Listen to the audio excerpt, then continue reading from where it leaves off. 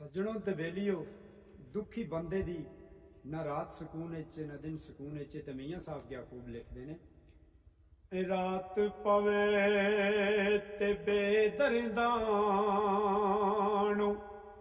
नींद प्यारी आवे,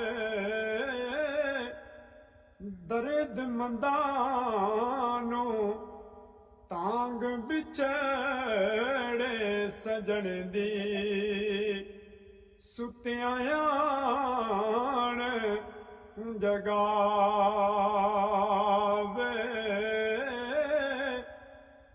दर्द होवे ते हाय निकले, कोई कोई रहिंदा जर के ओया सजना दियां गल्लां करिए,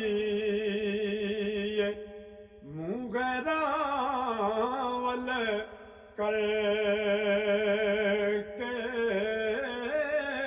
तो मियाँ साहब ने क्या खूब कमाल किया कि दानिशमंद सप नहीं लड़ेंदा, एक खुडों दो वारी मुड़ मुड़ियो ही डंग खान मुहम्मद।